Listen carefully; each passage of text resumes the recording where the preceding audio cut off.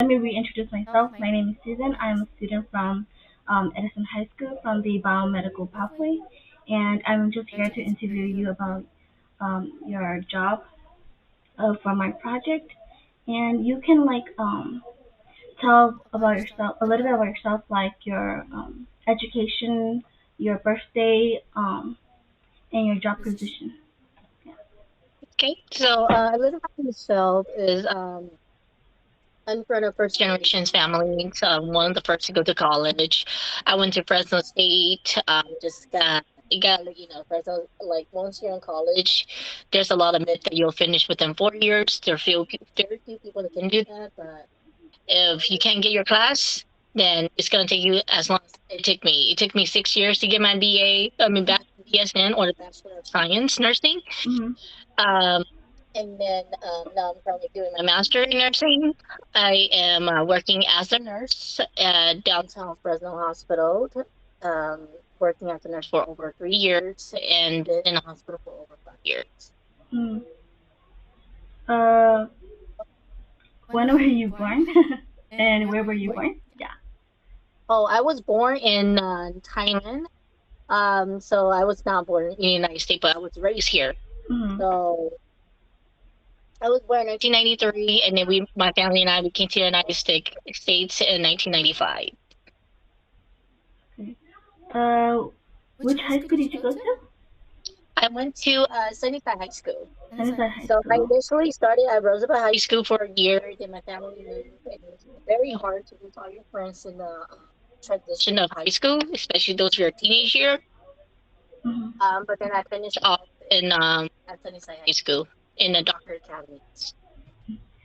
So was so you did mention in the last interview that you are a float nurse, right? Yes, that's still the same thing. It's a float Okay. nurse in downtown Fresno. Okay, I just want to know what inspired you to major and pursuing your career to pursue So your what? career. To be honest, I don't think I mentioned this in the last class. But then, what encouraged me to become part of the health profession is because when I was in sixth grade, I have this friend, one of my best friends, when I was a child, and we would always compete each other. Like, Mhm. oh, what do you want to do? And she's like, oh, I'm gonna become a doctor. I'm like, okay, then I'm gonna become a doctor too. I'm gonna exceed your expectation. I'm gonna beat you, and that's kind of what pushed me to go to the health profession. And when I found out that I really like nursing or want to help people, that's what really pushed me to become to major in nursing. You need to have the compassion. You need to have the empathy. You need to have the love to help others to really go to this profession, because it's really when I say competitive, it's competitive to get in as well as competitive to survive Mhm. in the workplace. Okay, thank you. So what was your major in Fresno State? Like, So what for did you my major? major in Fresno State, Mhm. which is pre-nursing. So it's Pre-nursing. pre-nursing, then you go into nursing. So it's interesting, but in Fresno State, and also in Fresno City, whichever you go to, your Mhm. major is going to be pre-nursing until you get into the nursing program. Then your major changes into nursing. Mm. So it will be challenging to get those prerequisites in as to prerequisites in for nursing, because there's a lot of other majors that use the same course as you. So you'll have to compete with them. And then I would highly encourage you to apply to EOP program. So it's the Educational Opportunity Program Mhm. that is available for first generation family students. And that program would boost your registration date up Mhm. higher, and it make you stand out a lot more. So you get to register for your class a lot sooner compared to other students. Right. So were there any programs that you were in at Fresno State? So Like. yes, there's a lot. So I actually have quite a bit of accomplishments starting at Fresno State. Mhm. I was also a Dell Scholar. I also won the Dell Scholarship. If you ever heard of that, it was a $20,000 grant. Mhm. not scholarships that once you complete in high school, you get it, and that help you pay for your tuition. So I did not have any Oh. loan at all when I was in college. Even though financially help, it does not cover for everything. So I had a scholarship to help me, as well as the EOP program that I was telling you about. Every semester, they send you an additional 500 to $1,000. That helps. So you need to, I encourage you and other students to like look for scholarships because those are free money out there. Not a lot of people, not a lot of students apply because they're too lazy to write an essay. Mhm. They don't have time to write an essay. So that's why they don't get those money. It's Mhm. free. So go out there and get it. Mhm.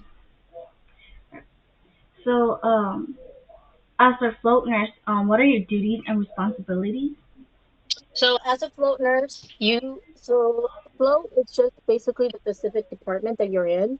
As a nurse, you have the duty to so as a float nurse, it's basically I go to all the different floor from medical surgical to elementary cardiovascular to neuroscience, pediatrics, as well as rehabilitations, uh, step down, and then to also ICU.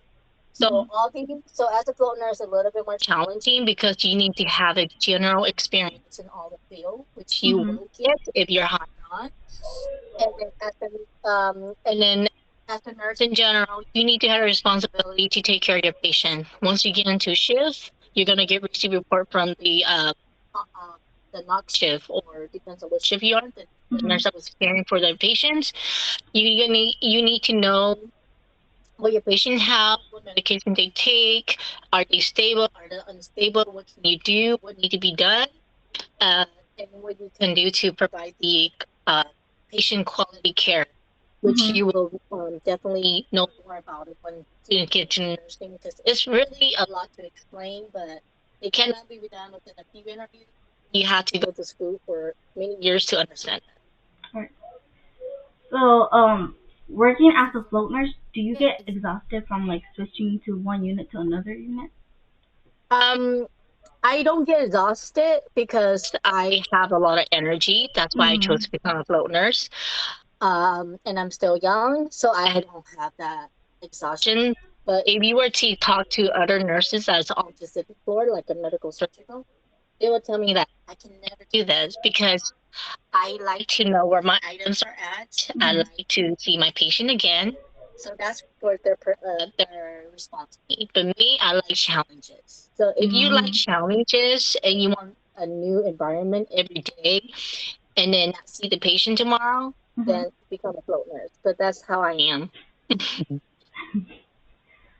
So, I know I already mentioned this in the last interview, but let me just mention it again, just Yeah, to go hit for it. it. Yeah. So what is your job salary and pay scale, and like how do you move up the pay scale? Like how do you move the pay scale? Yeah, what was the last part? How do you move up the what? Like like um like how do you move up? How do you move up the pay scale? Like how do you like get this amount of money to go up? Like starting, Oh, yeah, you mean how did I increase my salary? yeah, yeah, yeah, Like, yeah. yeah, okay. So, starting wise for any nurse, the lowest that I have seen is 60,000. The lowest. The highest starting pay depends on where you get. You could start at like 75,000. Mhm, So, and it's all depends on experience. As you get older, as you get more experience, your salary goes up. mhm, I started off with $29 when that was 3 years ago, and within a year and a half, I went up to $36. So mhm, it depends on your organization. That's how fast they're gonna raise your salary. You have to know that. So when you hire onto any kind of organization, you need to learn about what's out there. The reason why I don't want to give you a specific amount because every mhm. facility is different, every organization is Oh. different. So starting pay is when I got hired was 29. However, right now starting pay is like at 32 because everything went up. All Mhm, the taxes increase, so everything depends on the or where you live as well. And then and then what we have is called the clinical ladder. Mhm. So you're in one facility for a long time and you gain a lot of experience, you can apply to become what I am now is called a clinical nurse three. So you started off as clinical nurse one. And then after many years, you can apply to become clinical nurse two. And then once you pass that requirements, it's like showing competency that you are a qualified nurse to get this raise because you could teach students, you could Mhm. teach a new nurse how to become a great nurse. Mhm. And then as for now, I'm a clinical nurse three. So a clinical nurse three meaning that I'm a leadership. So I want that how it leads the younger nurses to become competent nurse. So it take years. Some places take longer to go up. My Mhm. as a float nurse is much easier for me to go up because Mhm. not everybody wants to become. And then also it does take a lot of responsibility. It has you need to be talented as well as have doing and be competent in nursing. And I'm sure if you become a nurse, you will become competent within a few years of your nursing career. Mm, okay. Um, what are some personal characteristics that are needed for your work field? Like You have to personal. have good communication skills. You need to have responsibility communication because you need to know how to communicate between you and your patient and the Mhm. doctor, the social worker, the case manager, and then the specialist. Great communication skill to prevent miscommunication. Another thing is you need to have need to be trustworthy, where the Mhm. doctor can trust the patient life in your hand and the patient can trust their life in your hand. You need to be punctual. Be there on time. If you're there a little bit late, then you'll probably can't save your patient if something Mhm. bad happens. Um, so and then be responsible. Like you need to know what you're giving the patients. What kind of medication are you giving them? Are they going to have a reaction to it? What kind of Mhm. medication are they taking? So are those medications going to is going to have reaction to the medication that you're giving? So there's a lot of characteristic and traits that does play, and Okay. uh, so what do your work setting look like? so the best thing about working in a hospital is that we do 12-hour shift. I know it seems like it's a lot because most people work 8 hours, but a 12-hour shift that means you get more day off. Mhm. Like your teachers, they probably work 5 days a week, and then they have every holiday and a weekend off. But then, but for us, if you work in a hospital, you start off by working for 7 days a week. So let's say that you work 3 days and you get 4 days off Mhm. per week. So if I were to choose, I'd rather choose 4 days off rather than working 5 days and me having 2 days off only. So my schedule right now is because I'm a part time. I'm going to Mhm. school. I work every Tuesday and work every other weekend. The rest of the Oh. time, and as a full time, I work 3 days, off 2 days, work 2 days, and I have it's 8 days off. It's like Oh, a vacation every time.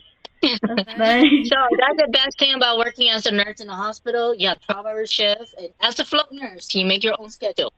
Mhm. At You least where I can. work, yeah, at least where I Oh. work at. So it depends on where you do. That's one thing why I love my place Uh because huh. they want to keep you. You Uh got huh. to choose a facility that wants to keep you, and they will do what you want. How do you know which facility to choose? Like, there's a lot that you Um, could choose from. so when you go to school, Mhm. when you're in college, you have your clinical rotation. When you have your clinical rotation, you look at the facility, like St. Anne's. You look at St. I went to St. Anne's, I went to the Regional Medical Center, I went to nursing home, and I don't like St. Anne's. I don't like nursing home. I like community. Community has everything that you could think of. They're probably one of the hardest working facility for Mhm. all nurses. They get paid less than majority place, like starting wise, less than majority places. But the one thing that they have, the other facility don't have, is that we are a teaching hospital. Me, when I say teaching hospital, because we're affiliated with UCSF, so Mm. University of California of San Francisco. So we have a lot of residents that come out and then we're considered one of the level one trauma hospital, meaning that we have nurse surgery. Mhm. So if we get patient from around the hospital, we get a Kaiser patient, we get St. Anna's patient, Clovis, and then and then if they all need higher level care, they come to community regional medical center. That's how I choose my facility because I know that I'll learn the most from Mhm. my hospital, community regional medical center or downtown Fresno hospital. I'll learn from the most from them because they have everything that will give you, and they will force you to work and force you to use every part of your knowledge to help you become a better nurse and be more confident in what you do. Mhm. So you have to look at every aspect, not just a salary.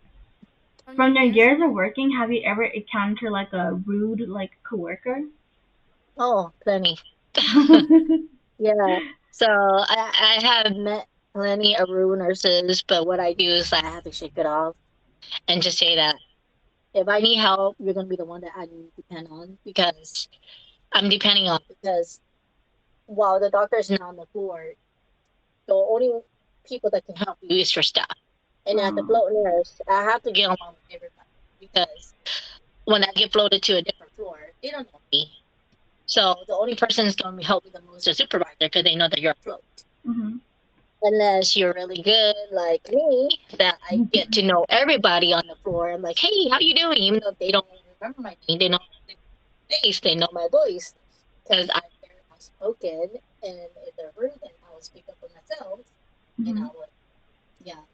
So that's one thing you need. Okay, I'll give you an example as when I met a rude coworker. So on a certain floors, I'm not gonna name the floors.